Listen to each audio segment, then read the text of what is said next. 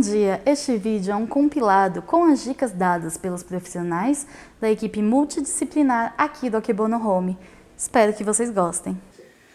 Olá, meu nome é Marcel, eu sou médico geriatra da Casa de Repouso Akebono aqui em Guarulhos e nós vamos conversar hoje sobre síndrome da fragilidade. E o que é síndrome da fragilidade? Será que vocês conhecem esse termo de idoso frágil? Acredito eu que muitos não ouviram falar ou desconhecem.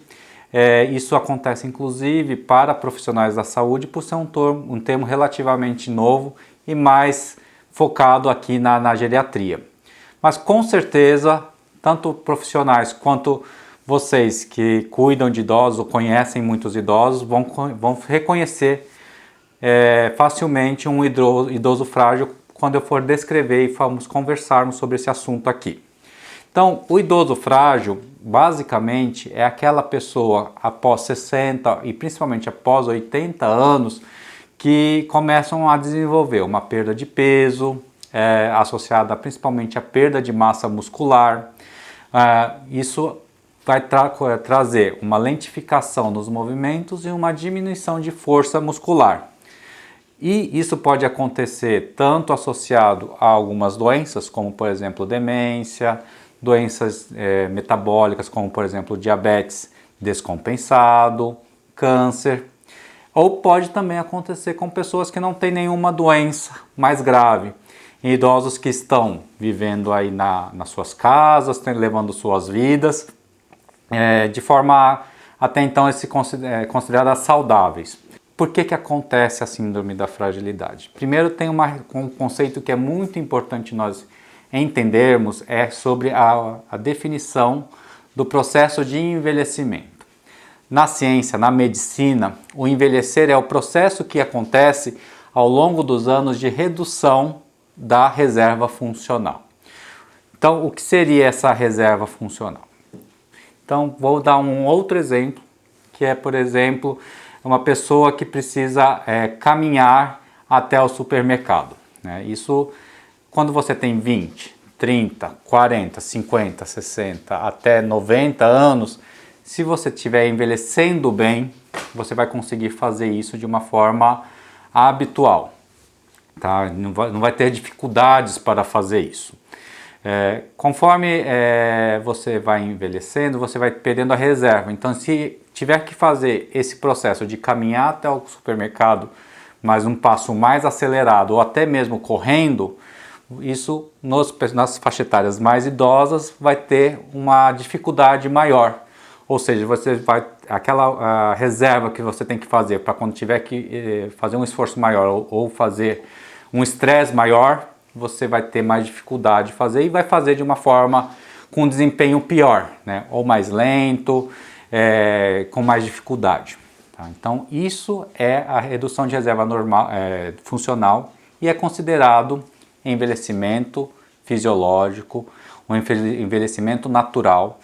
Ou seja, a gente vai continuar conseguindo realizar nossas atividades do dia a dia, como por exemplo as de autocuidado, tomar banho, se alimentar, se vestir, cuidar da sua higiene. Todo mundo, quando for ficar idoso e não estiver doente, vai conseguir fazer de forma independente. O mesmo para atividades de interação com a sua vida do dia a dia. Então, cuidar da sua casa, tarefas domésticas simples, sair de casa, fazer compras, manejar dinheiro, tomar conta dos seus remédios. Isso também vai ser considerado funções que vamos realizar durante toda a nossa vida, que estivermos saudáveis. Tá? E o processo de fragilidade? A fragilidade é quando essa reserva funcional é reduzida de forma drástica ou até mesmo deixa de existir.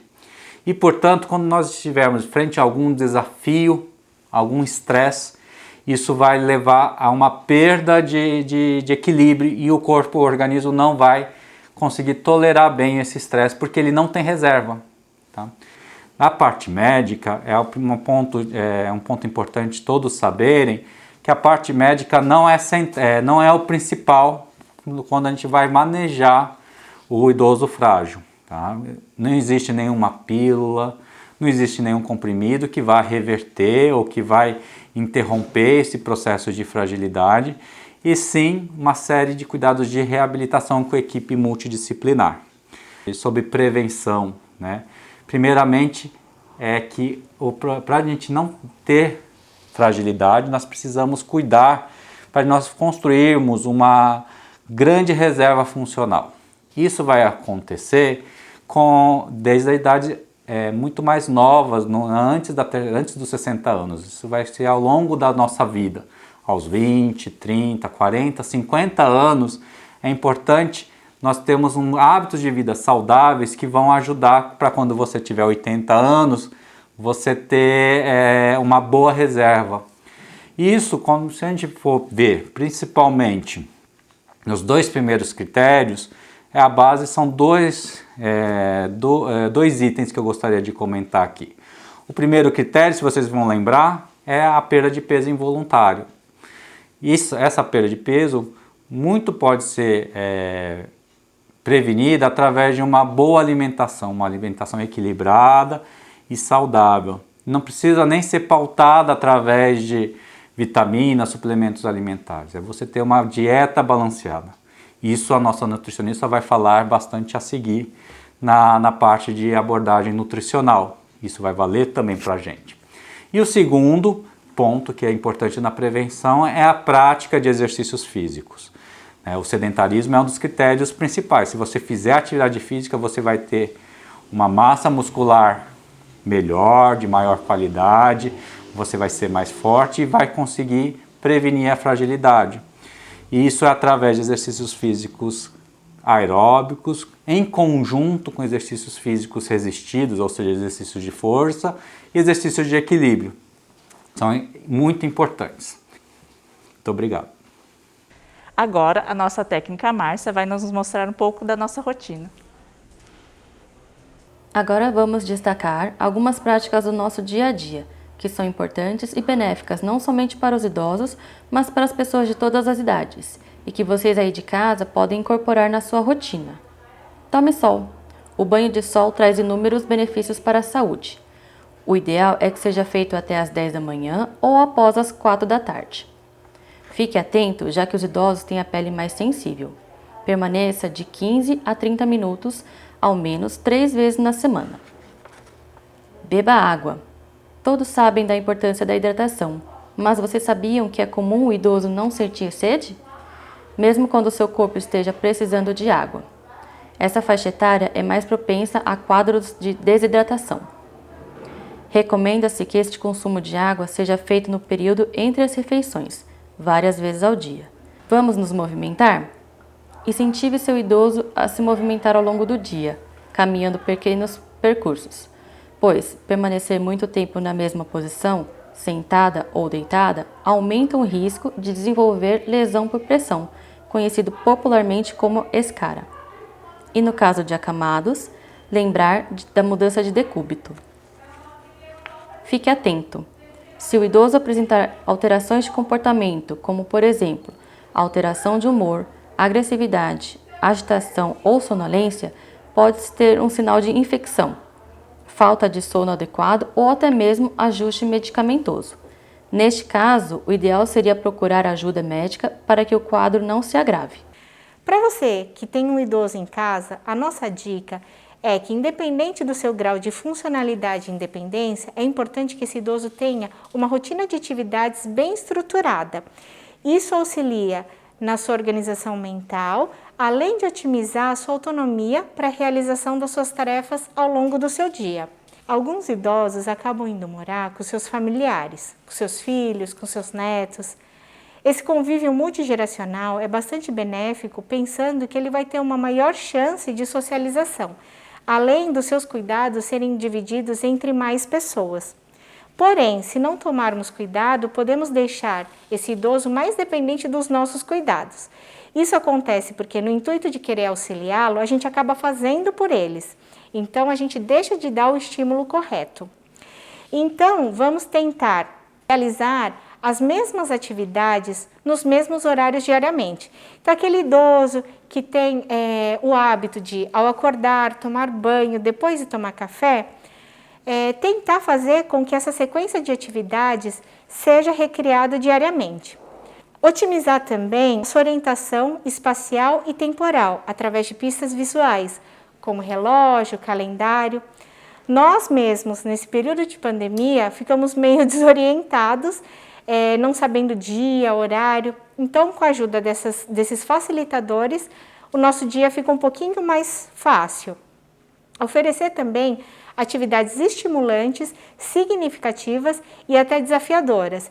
Então, são aquelas atividades que anteriormente tinham significado, que era divertido para eles realizarem e que não estão realizando mais, e até oferecer atividades novas para que eles se interessem por algo novo, em aprender algo novo.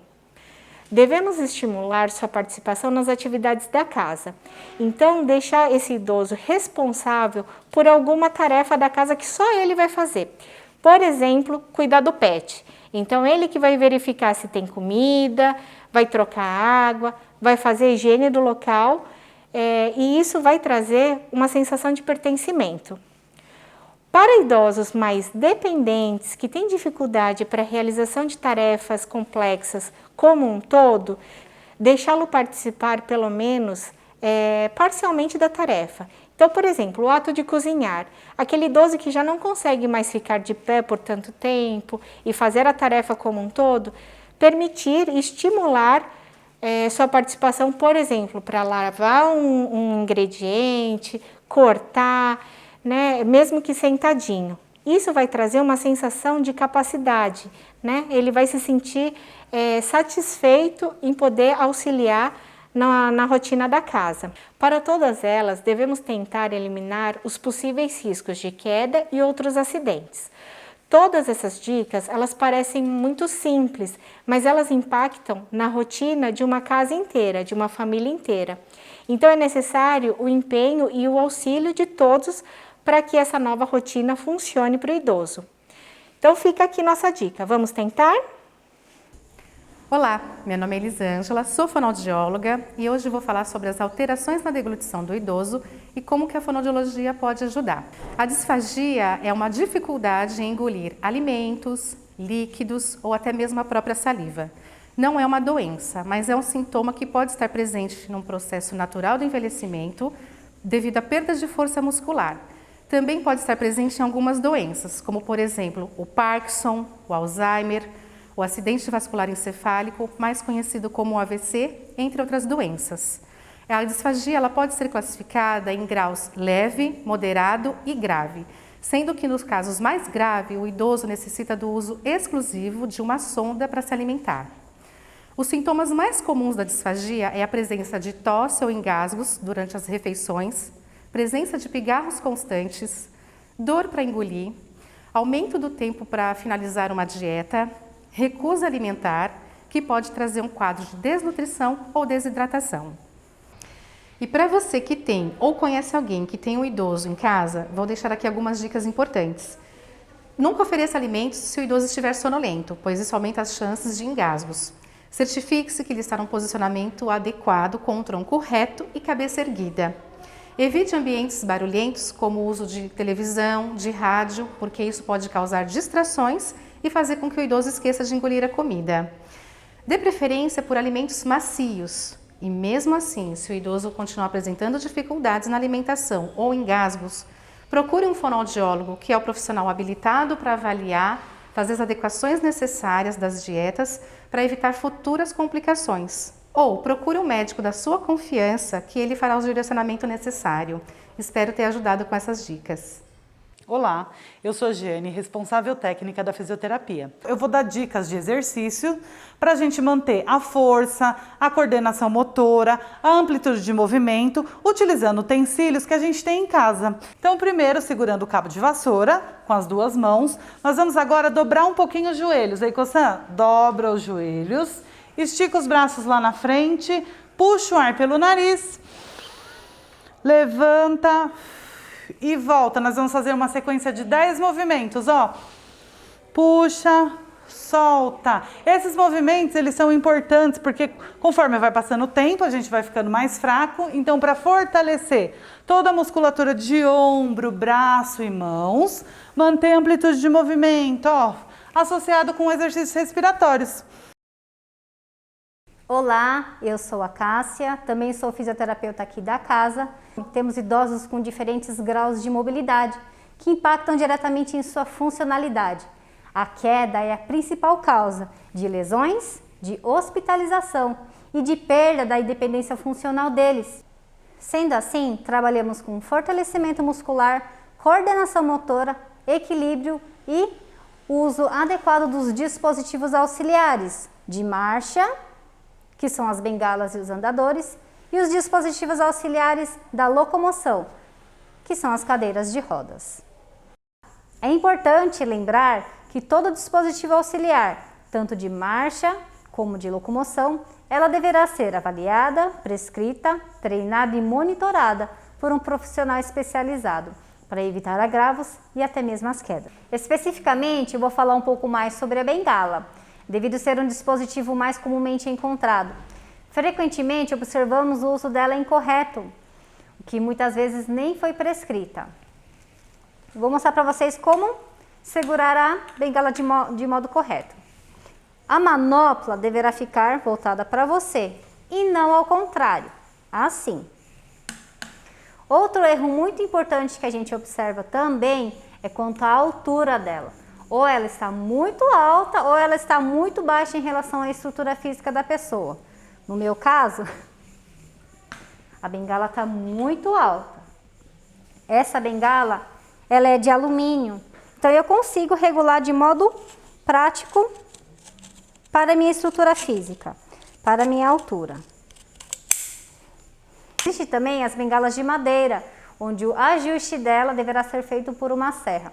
Atualmente não é muito indicada, devido até ela ser um pouco mais pesada. A altura correta é quando o nosso cotovelo está flexionado a 30 graus, desse modo. Bom, aí vocês me perguntam, já sei tudo isso, e qual lado utilizar a bengala? Vamos lá. Por exemplo, se eu tiver uma lesão ou uma dor na perna esquerda, eu vou usar contralateral, do outro lado. Agora, se o uso do dispositivo for especificamente em questão a equilíbrio, vai utilizar, ó, não tem erro, no seu lado dominante. Eu, como destra, estarei colocando a bengala do meu lado direito. E é muito importante a gente lembrar da dissociação de cinturas. Então, o movimento será simultâneo e contralateral. Então, simultâneo, o braço direito lá na frente, simultaneamente com a perna esquerda e o movimento contralateral. Braço direito, perna direita, braço direito, perna esquerda. E braço esquerdo, perna direita. A bengala, ela serve para aumentar a base de equilíbrio.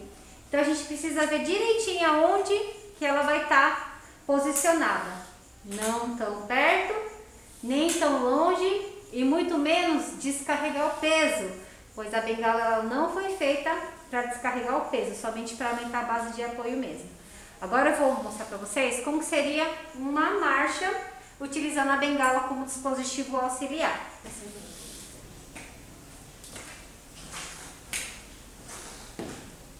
Bom, eu espero que eu tenha sido clara e espero também que as dicas sejam úteis para vocês estarem utilizando a bengala de forma correta em suas casas. Obrigada! Espero que essas dicas tenham sido úteis para você que cuida ou convive com um idoso. Lembrando que este conteúdo é um complemento da nossa discussão sobre o tema fragilidade do idoso, exibido na live do dia 14. Para você ter acesso ao vídeo completo, clique no link aqui abaixo na descrição ou no card ao lado. E para você não perder esse e outros conteúdos, se inscreva no canal Denkyo e ative as notificações. Muito obrigada!